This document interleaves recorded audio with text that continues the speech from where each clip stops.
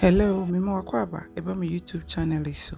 Oba pa efie ni, enne de me so subscribe ya, subscribe mama. Leave me a comment, share the video and like it. Me dase. So kubanwe me dedicate me ye de ama madam phobia.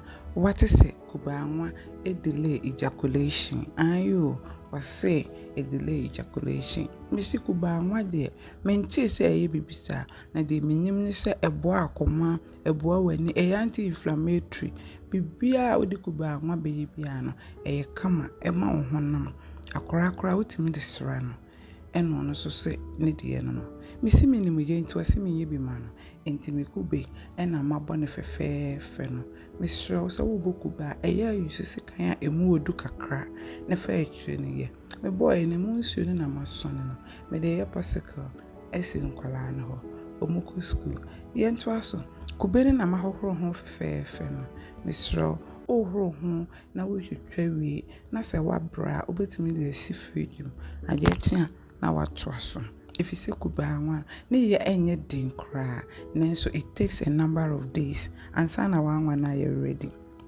me blend wi ye no masone ma de kama misro usoni wi a entete no upa ubetumi ahata e de ayade foforo enam se me de netness na ye nti no hwe me sade cloth nso asone cloth eye pa uhwegu ma ne se esone ama omre ho kra misro capture ne pebito ubetimi de asone nkola kokoo ubetimi de ayata dwemok ubetimi de asone rere ya ebeboa opa meto wali baba medase misro ahana yedru no on subscribe ya subscribe share the video leave me a comment and like it medase bebre mi wie na mehwie gu bola wotim kama ena me de ko share fridge me pese maka no ene oil no separate free nsuo no efi say dooso menya nsuo bebrebe enye nyina na ye oil no after 1 or 2 hours in the fridge no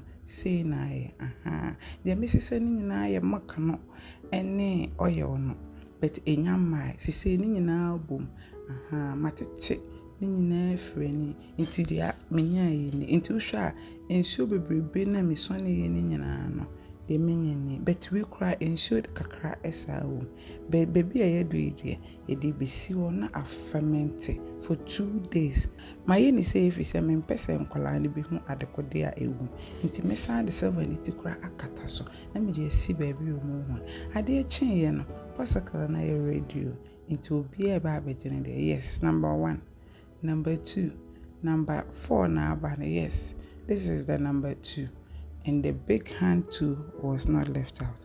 Miss Ro, with this, I want to tell you that with all your busy schedules, minuaba enja ukunu wechiri. Eno man kiti biya na wijema wadone ye deno.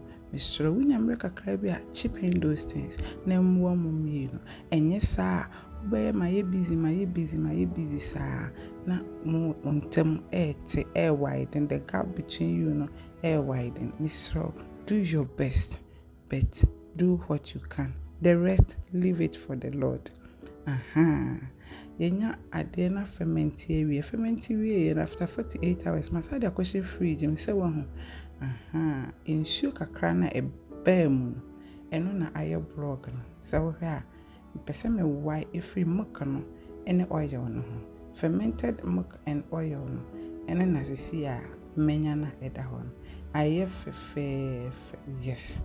This is now our oil in the milk. Oil na abeda eso kama san. Me wie me hwiegu me silver we any more than 2 minutes kra na anwana ye ready. Anwana ye ready. Me so ne wie ye no na second madam of the house so say obeboa me na malebula no. So I offered her a chance into ono so anwane ni o aye fefefe. Inti madam nso etwere bibi kakra bi say enfantare anwan. Mr. Subscribe, share, comment, tell us what you think. We really appreciate your comment. Inti me de tare ho fefefe na me hwe anwan boom. Anwan na your radio, ye de anwan e kwa akwache ijedofo bi a ogidi se delay ejaculation. Me do pa